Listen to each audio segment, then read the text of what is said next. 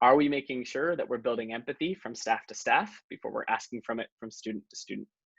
So these are all available as practical strategies. And with anything like these purposeful pursuits, we believe that just offering the idea does not guarantee that everyone does it, but it certainly increases the likelihood that more adults in your building are practicing the things that we are trying to ask of our young people. That said, a lot of this work, as you know, can get undone at home. So what are we doing to empower families to engage in these conversations at home as well? So as an example, let's say I go empathy home, you'll find a version of what a letter home might look like, which, as you'll see here, involves an explanation of the trait that we're talking about, conversation starters and questions to ask.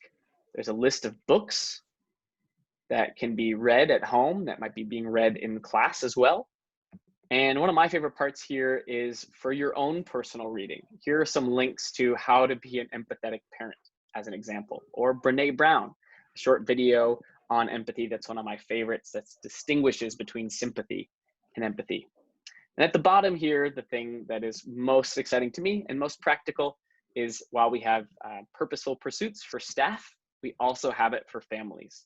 So these are practical walks or practical challenges that allow families to engage in the practice of empathy at home. So maybe it's the adults in the building or at the home that are role modeling it for the young person, or maybe it's a challenge that involves the entire family to help build empathy in the house. This is the online version, but we know how important it is to have this be physical and short. So when you click download the letter home, it'll open up a PDF that you can download and send to your families or print and mail to your families. And those PDFs are always no more than 2 pages. So it's just a front to back. And those letters home are also in Spanish as well. A few other things before I get to the actual classroom, the meat and potatoes of the curriculum itself, is we know one of the biggest challenges is on the playground in terms of behavior. So how do we support empathy building as an example on the playground as well? So you'll notice here some practical games or strategies you could use on the playground to cultivate empathy. You'll find a reading list that outlines a set of books with links to purchase those books if you'd like to, and a little mini summary of what they're about. And they're broken up by age group. So these are all books that relate to empathy. And then you'll notice one more thing here, which is pre-K. So before I show you the larger, sort of more robust toolkit around the classroom tools for K through 5, one of the big new additions this year is content for pre-K. So we went to work for each trait, developing starters, activities, and enders, as well as some books that are pre-K specific. So a whole robust set of tools just for the pre-K group. These starters are practical ways to start the day with a focus on empathy. Here's some of my favorite images we've pulled together. Here are some activities, and they're all outlined by time. And then practical ways to end the day. Here's some great baby pictures using some of the philosophies from Roots of Empathy, which is a great organization. And at the very end, one of my favorite things we've done for pre-K is for the different books we recommend, we'll also oftentimes include an actual activity that you can do in conjunction with reading that book. So how do you go deeper with a read aloud and apply it to the trait itself? Well, we've built some of those activities out for you. All that being said, let's jump into the toolkit itself. You'll notice that when you click on the classroom component, there is a drop-down menu, and you'll see here that it says start intentionally, engage relationally, respond with empathy, values practiced, exit intentionally. If you break that down into a little acronym, it stands for SERVE. The SERVE model is a really, the way I like to think about it is like a nicely color-coded notebook for your brain to organize what we've put together, which is a really large grouping of resources. So how do you find the thing that you need most effectively and most quickly? Well, The S in the SERVE model stands for start intentionally. So these are strategies that you can use to start the class. Maybe it's with an opening circle or something like it, depends on what you do in your school, but it's built as a toolkit for a reason because you can adapt it to your needs. And the way that the Start Intentionally toolkit is broken up per trait is it's divided up into K2, 3, 5, so you have developmentally appropriate type of activities. And then in Start Intentionally in particular, it's start the month, start the week, and start each day. Right, so practical ways to infuse this into our work. Start the month will always be a definition to make sure we're speaking a common language. Start the week will always include images. So at the beginning of the week, using imagery to spur conversations about the trait at hand. And we've partnered with illustrators from around the country to bring these to life. This is one of my favorite examples of that, of the cheetah developing some empathy for the sloth. We also have these included as line art so that students could use it as coloring options as well. And then you get down to start the day. And we have quotes that use people's likenesses to bring forward different representative voices and faces and perspectives on a given trait. And instead of having a quote a day, which could be a little overwhelming, we instead have a quote that is designed to be over the course of a week. So let's say on Monday, I use an image, then maybe on Tuesday through Friday, I would spend the entire rest of the week breaking down that quote. That's one way to think about implementation. So on day 1, I might talk about vocabulary. Day 2, I would talk about a biography of who this person is. And then day 3 and day 4 are reflection questions that help drive meaningful either reflection itself or action.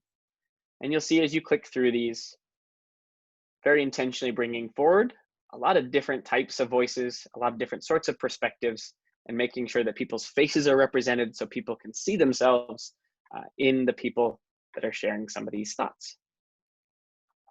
The E in engage relationally, or in the SERVE model, is engage relationally. The idea behind this portion of the toolkit are practical ways to incorporate low-level play and attach it to something that is related to the trait. It's broken up into 10 to 20-minute activities and 1 to 10-minute activities. So really simple ways to infuse these traits without a really high burden of like, this needs to be a 30-minute complicated lesson, right? Some of these things are just very practical, small ways. And sometimes you'll even find that they have worksheets that can go along with them. And anything that is student facing, you'll always find translated into Spanish as well. This here is called Toss the Feelings. It's an activity that uses a beach ball to throw between students, and whatever their thumb lands on, you'd have a feeling word spelled out on that beach ball.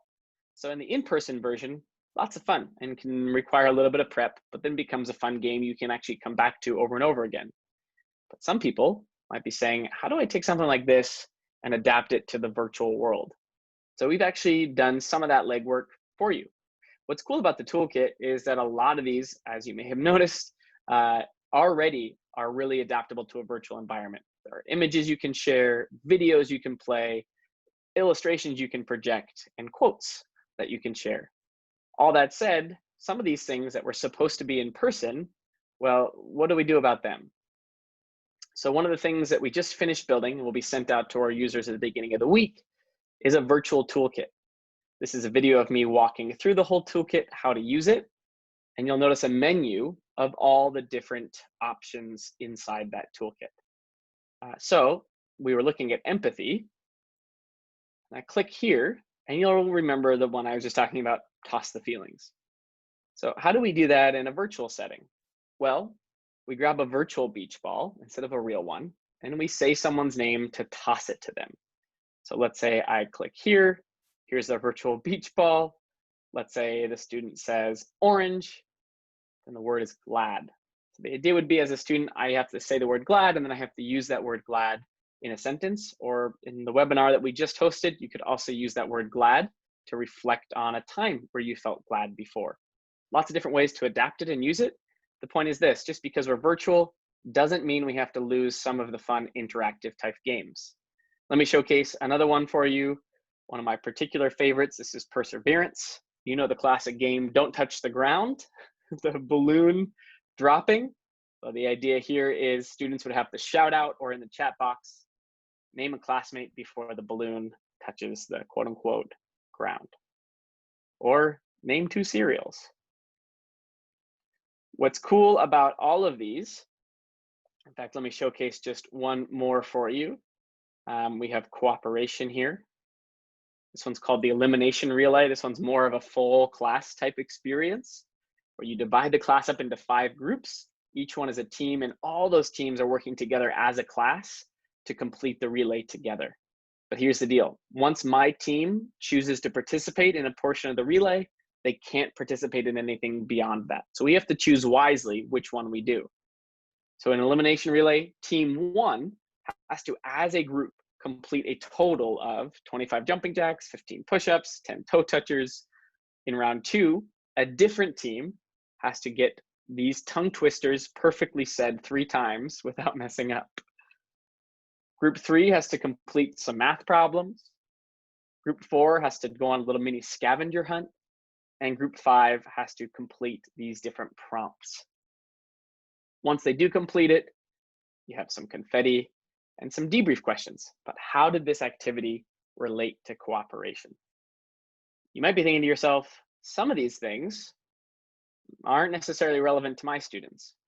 Well, don't worry, what's cool about these is that we're sending you these in an editable Google slide format so that you can make a copy of it for your own classroom, your own school, and go in and make whatever changes you want based on the developmental needs or the circumstantial needs of your student. So we've pre-built these slides for you as a model of how to adapt some of these different traits to a virtual setting. And you get the entire thing in a duplicatable Google slide model so that you can make those edits based on what you need. That's a brand new addition that I was excited to share with you today. I'll keep going through a few more components of the serve model. I'll share a few more fun features of the toolkit, and then we'll get to some questions. The R in the serve model stands for respond with empathy. The whole premise behind this category of the toolkit is that we know that sometimes students need a moment to breathe and regulate, a moment of mindfulness, and sometimes students need an opportunity to move and shake and get a brain boost. So this portion of the toolkit serves all of those needs through the lens of whatever trait is being presented at the time. So for example, here are some ways to incorporate empathy into a mindfulness practice. Here's some videos or songs related to empathy. And if I keep on going down, here are some practical, actual activities that they could do related to empathy. At the very end of these sections, you'll notice there's some scenarios that you could use for some role playing if you'd like to bring that trait to life. The V in the serve model will be the most traditionally curricular component of the toolkit. So these are typically more like a 20 to 30-minute activity. And the big distinguisher is that they will always have a discussion, right? So it's experiential learning, activity-based learning where students do, and then we debrief or discuss to cement the learning. So these you'll notice have a bit more meat on the bones because they're designed to be more of a traditional lesson plan with descriptions or discussions that happen on the far side. I love this one in particular. It's called Shadow and Super Selfies. This was inspired by my friend Barbara Gruner down in Texas, where at one point I was walking down the halls of her elementary school and I saw that she had all of these monster selfies. She said, yeah, it's a really healthy exercise for sometimes students to draw out the things that they are afraid of as a way to take power over those. I was like, how cool would it be to draw our own selfies of our super self and our shadow self, because we all have both. And it doesn't mean that one is necessarily always better or worse than the other, but acknowledging those and learning that we have some of those things in common with each other is a powerful exercise in empathy. Last but certainly not least is exit intentionally. If we're going to start intentionally, we also have to close things out. So maybe you do an opening circle and a closing circle. Maybe you have a different format where this makes sense for you, but at the end of the month, we come back to the trait and say, okay, what did we learn? What do we think about this thing differently now that we've gone through this content together? And at the end of each week, There's some more robust sort of reflection tools that students could use to close out the week of learning with a focus on empathy. And then there's practical ways to exit the day, even just 1-2 minute ways in a closing circle that you could incorporate empathy into the way that you close out any given day. Final piece of the puzzle is here in the resources section. Some of you might be thinking, I love this sort of toolkit approach. What happens if people duplicate these activities from year to year? It's divided up by K through 2. How do we make sure that people don't duplicate these things? To which I have 2 thoughts. The first one is repetition is the key to fluency, and that we need to be reminded more than we need to be taught. So I love the idea that someone might look at an image in kindergarten and might revisit it in 2nd grade. And the way that I see that image in kindergarten is going to be different than the way I see it in 2nd grade. And I think sometimes that repetition can be a powerful thing if you're doing it in some way intentionally. That said, we also know that people want to avoid that where possible and when possible. And so we went ahead and we built an empathy implementation, really for any of the 10 traits. We have implementation plans pre-built by educators who are using this content in their school in order to make this life a little bit easier for you in terms of how to integrate this. So we have a flexible implementation plan that speaks to the different grade levels and how you could use this in a sort of flexible format. You have a short daily implementation plan. So what would you do on a daily basis to weave this in a very practical way? So you'll see they've taken the serve model and we've broken it up over the course of the week, grade level dependent. And then if you scroll down here, all the way down to 1 lesson per week, this would be more of that traditional 30 minutes a week sort of implementation. And if that was the case, this is how you would fill those 30 to 45 minutes with SEL related content. One of the things the team is working on right now, that was some feedback from one of our users, is wouldn't it be cool if this sort of thing was clickable, so that wherever I clicked on this would take me directly to that activity. So by the end of next week, you will see that these lessons, these implementation plans will be updated with linked PDFs, so that hopefully that even removes a tiny bit more friction and time from your plate. One other final thing that I'm excited to share is back in, I think it was June, early June, there was the hashtag Amplify Melanated Voices that was going around that we started paying attention to and realized that we wanted to bring in more illustrators who were representative of the different communities that our curriculum serves. And so we've been partnering with some incredible Black illustrators.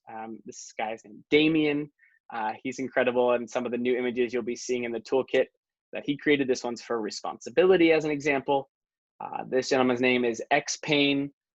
He has been awesome. This is one of my favorite new illustrations that's coming into the toolkit. And we have another woman, Ashley, who's going to be contributing. And they're going to continue to bring forward more illustrations.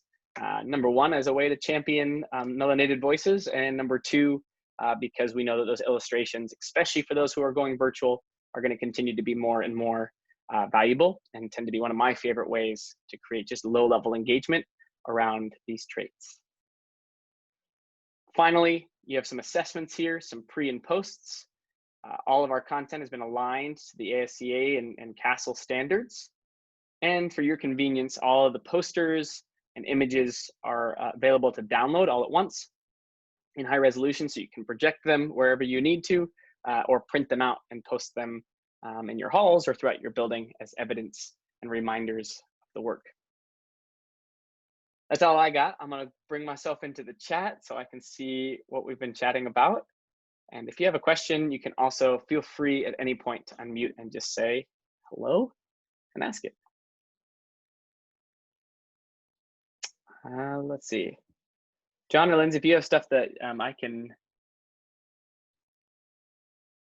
share. Let's see, can you email the slides? Yes, so some people are asking about the slides in particular. If you are a Purposeful People user, these slides are going to be available to you at the beginning of next week so that you can make those copies and get to work customizing it as you see fit. Hi, Houston. I have a question. Hi, Carolina. Good to see you again. Good to see you again too. Yes. So you said at the beginning how the advisory material is obviously different because it's tailored to a different age group. My question is, however, is it the language similar? Are we still going to be working around the same traits?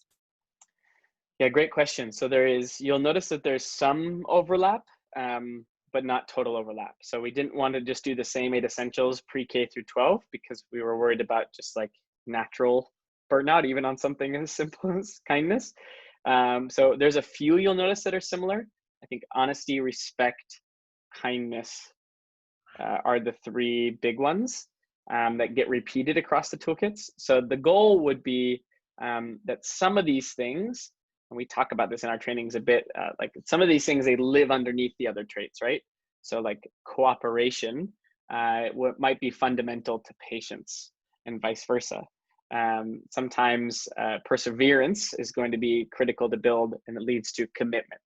So that's sort of the way that we thought about these, is how do we avoid redundancy so we maintain engagement, but also think through the traits that are going to be helpful to sort of scaffold towards ultimately what they're going to be working on at the secondary level. So yeah, it's designed to be like look and sound and feel different with philosophical through line and vertical alignment. Okay, thank you. Yeah. I have a question, Houston. Yeah, hi, Lauren. Hi. Our district, it's a very small district in Washington, chose to adopt this district-wide. Our principal is new. She forwarded it to us, but it's under her name. And I'm kind of curious, it's not going to all of us individually. It went to her, and we are all accessing it through her credentials. Is that how this is supposed to work? Yeah, currently that's how we have things set up. What we've learned a little bit the hard way is when everyone has their own credentials, you get that natural staff situation where like, I forgot my password, and everyone's like, you get inundated with people who are constantly doing that. So we wanted to create a single sign-on for ease of use. So yeah, it is a little bit maybe funky to like use someone else's email, but hopefully the password is like well known across the staff. You just need that one username and one password as a school or as a district.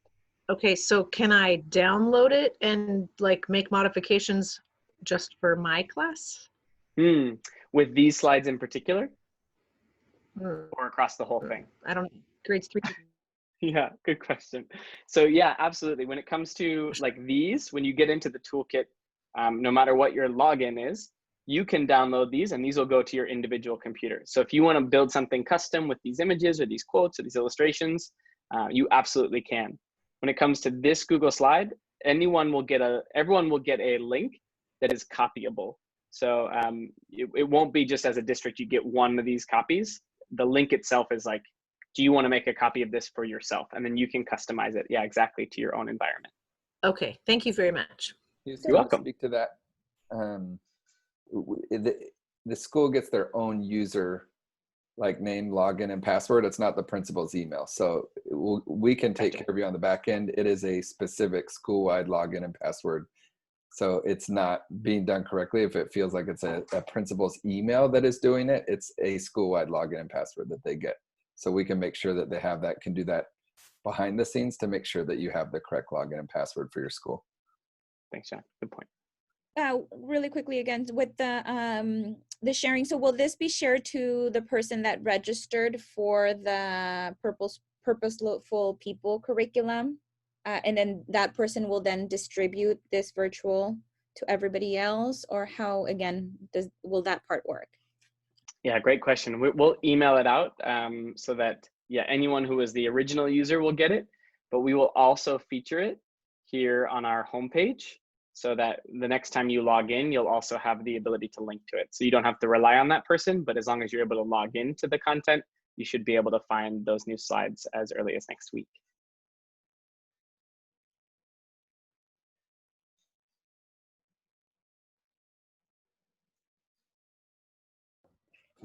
Houston, we had a question that said, are these virtual activities also tailored to a different grade level? Are these virtual activities? Yeah, so that's one of the reasons we built the slides so they could be customized. is I tried to, as I went through and built these individual virtual activities, I tried to pull from a range of whether it was K2 or 3-5 in order to showcase a few different examples. Some of them are from the Engage Relationally section, some of them are from the Respond with Empathy, and a lot of things in between. But that being said, many of them, as actually when we did the webinar just right before this, some people were like, I could use this with my middle school students. Like, I could use this with my 5th graders. I could change the question to be this. And yes to all of those things. And the reason it's editable is to be like, okay, my students need it to sound like this versus this. So as opposed to having that like pre-built sort of online circumstance, you can design it as you need it. Great question. Sorry, I'm just pulling up that document, Linz.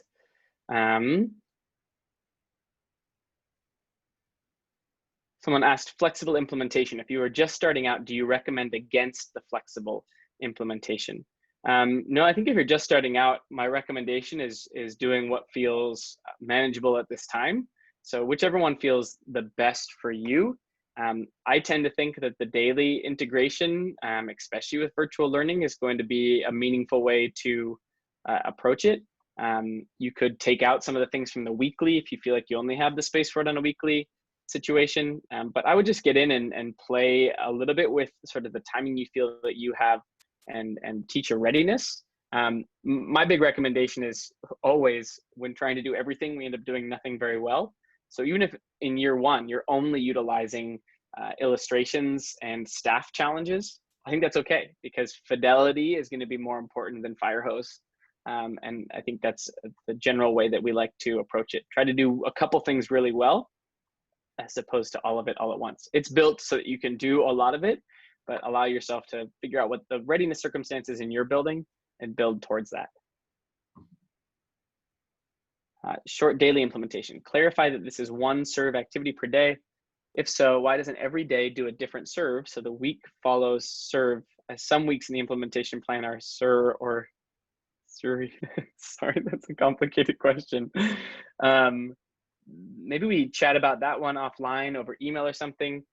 The idea behind the short daily implementation is that generally, as often as possible, it goes one letter at a time.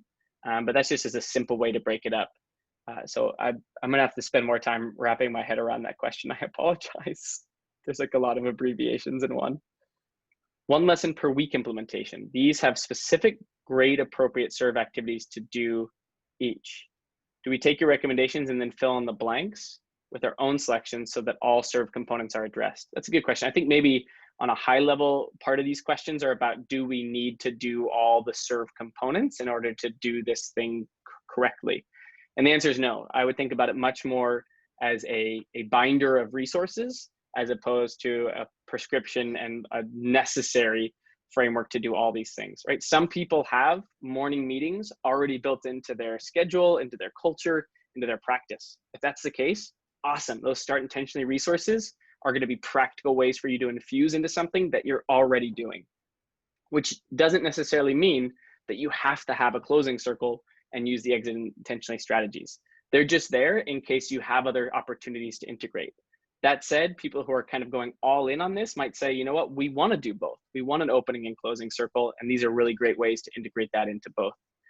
So I think that hopefully that answers a bit of the philosophical part of your question, which is, do we need to do all components of the serve model to be doing this right? And the answer is no.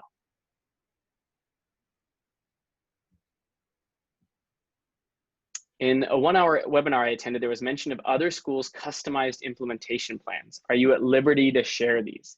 Yes, if you want to reach out directly to us, info@characterstrong.com.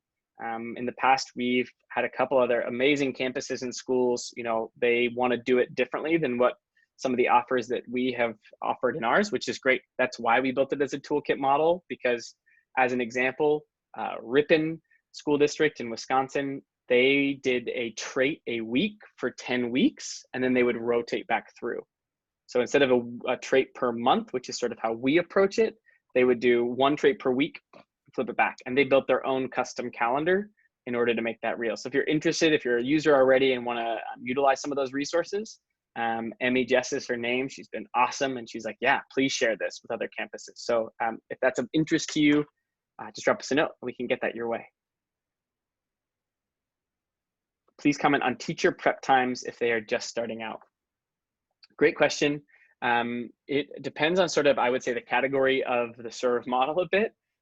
Those values practiced consistently and engage relationally. Some of them require a bit of prep or materials necessary for implementation. So those are going to be the ones that require just maybe a look before implementing. But things like start intentionally, those images, the quotes, and things like it are designed to be as low burden as possible. So again, if you're like early in implementation and want to reduce that sort of friction, you can lean heavier on the start intentionally, respond with empathy type strategies. And if you want to do a bit of a more robust implementation, you might start to weave in some of those other ones. As a general rule of Character Strong, we try to create things that are low burden, high impact. So as often as possible, reducing the need for a lot of supplies and things like it. That said, at the elementary level, you know, at some point we're going to use pom-poms. At some point we're going to use pipe cleaners. At some point we're going to use paint, especially if you're in person. So some of those resources are going to be the natural things that you would find in a classroom. And very occasionally you might find something that you're excited about, but might require a tiny bit more prep. But in terms of just otherwise general execution, as long as staff feel like they have some sense of readiness and can orient themselves around the toolkit itself, which is why in the slides I was showing you, those new virtual examples, I have some video of me walking through those things, is to support exactly that, helping that implementation feel a little bit more manageable.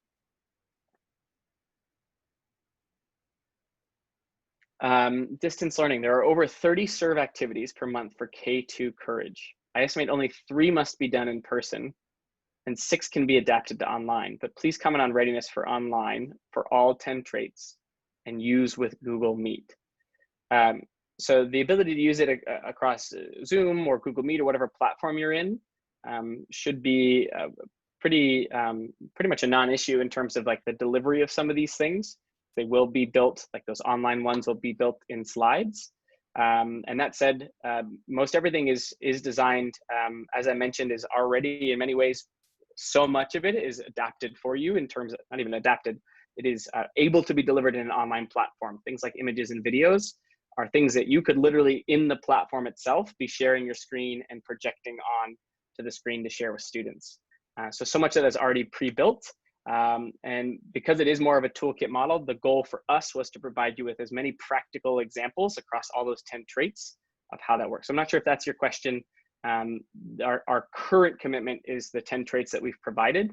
And that said, anytime we see creative ideas or come up with new ones ourselves, the beautiful part about it being an online toolkit is we can continue to push new ideas into the platform, and you'll always be notified of that. Our school is K-12, but 2 different campuses, K-6 and 7-12. Maybe this applies to some people here. Our secondary school is using Character Strong. Would it be better to adapt purposeful people to use with our 6th graders so they don't reject Character Strong should they continue at our school for middle and high school? It's a good implementation question and probably a bit campus specific.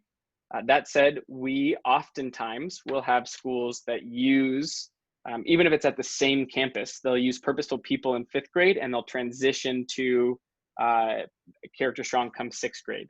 That is probably our most common recommendation because our secondary curriculum is vertically aligned and has 35 lessons per grade level, 6, 7, 8. Our recommendation would be to get them into the Character Strong component as quickly as you're able. When it is completed, will we find the virtual slides under the overview tab? Yes.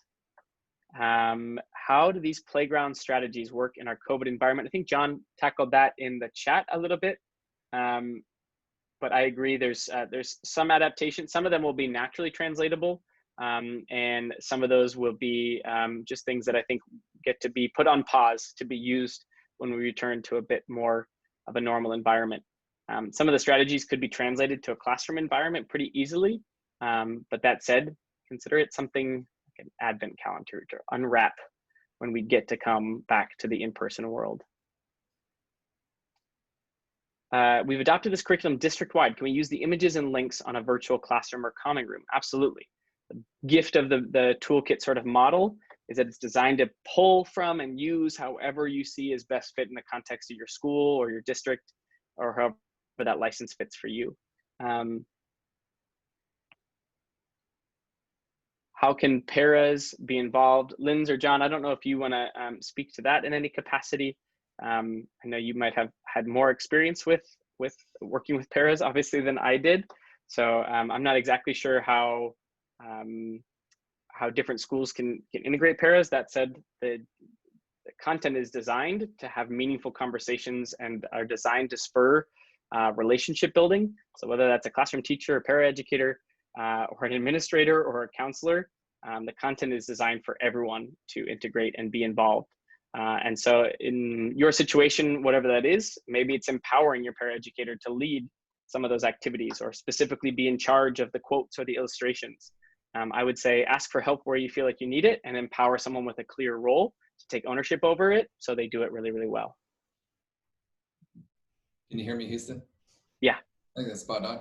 I mean, paraeducators in the classroom are there to support the work that's happening. So depending on the roles that they've been assigned, knowing the toolkit, everybody in a building is an educator. So there's so many different ways, whether it's in small groups or in full instruction, that people knowing this and having common language is going to be critical.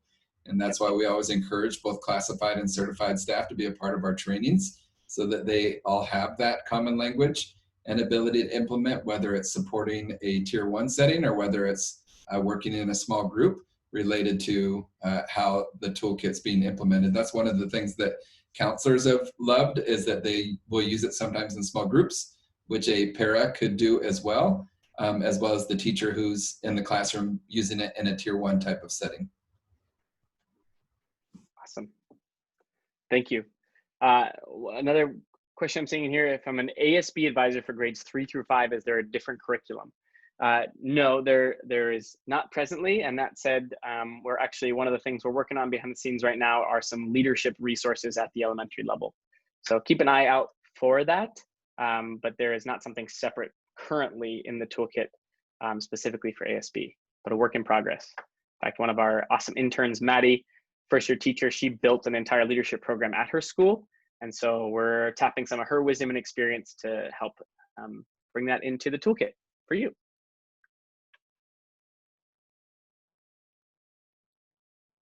Anything else? Unmute about your day, about the world, about the toolkit.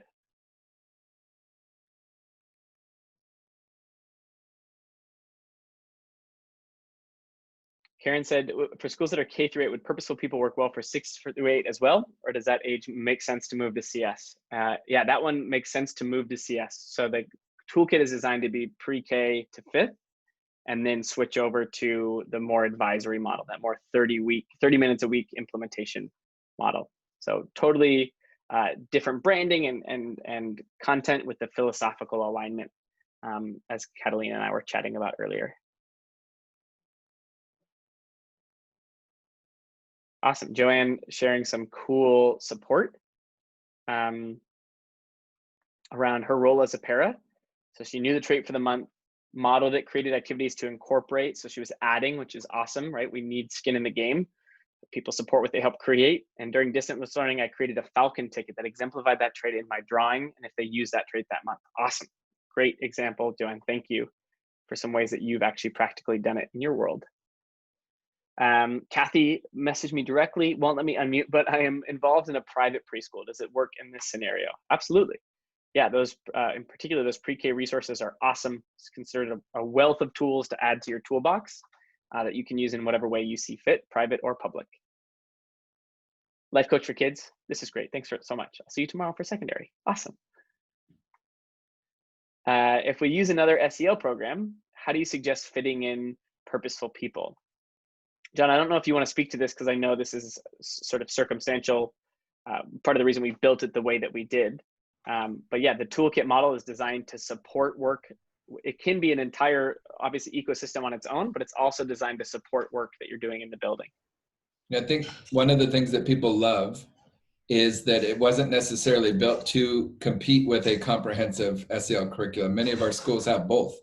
They've got a comprehensive direct instruction that is happening, but the toolkit was built in a way to meet even different needs and to be delivered in a way that a traditional comprehensive SEL curriculum was not. So one is the flexibility aspect. Two is the multiple ways of weaving into the daily fabric of a classroom each month. And then the other is to directly connect it to your school-wide mission, focus, and values. So that's why many schools that were already using maybe a well-known SEL curricula have loved bringing this right alongside, or it's their entry point and they love using it because it is that low burden, right? Their struggle is they're not ready right now to go even deeper with the direct instruction, so they want to weave it in shorter kind of bits and pieces over the month because that idea that the key to fluency is repetition. And so they're using it as their main starting point for SEL and then building from there. And there's a lot of different ways to do that, and we can give guidance to schools on different ways that schools have done that as well, to give the extra dosage when needed, but how do we connect this to our school-wide focus? Megan asks, is there a pre-K implementation schedule? There is not, because you're not fighting against that K2, 3, 5. And so the intention, though, was as we built it, that there was at least 4 starters, 4 activities, and 4 enders, as well as all the books to support. And so you could, in theory, do 1 a week and use it that way. But again, more of the toolkit model without any sort of sense of confusion of trying to align or not duplicate. So that's why you won't see implementation plans for pre-K specifically. John alluded to like school-wide mission and values. And if you haven't joined our educator group yet, it's awesome. Whether you're using our content or not, you can hop in there and ask questions. In fact, we just had a really awesome friend of ours who's a principal at an elementary school who shared, in fact, I'll just share my screen for a second right now so you can see it. But the way that she is integrating, you can see that okay? So here's Alicia, a local elementary principal, and she shared the way that she was incorporating some of her things in some cool low burden ways. So these are the sorts of things you'll find in the Facebook group, and obviously a lot of engagement here, 52 comments that Alicia even, I think she hosted a Zoom meeting today just for interested principals or people implementing, so she could support people because she's been doing it really passionately and really well. So that's a resource available to you. You can hop into that educator group, and any other questions you have, you can get support from other users as well as our team, who's always in there monitoring.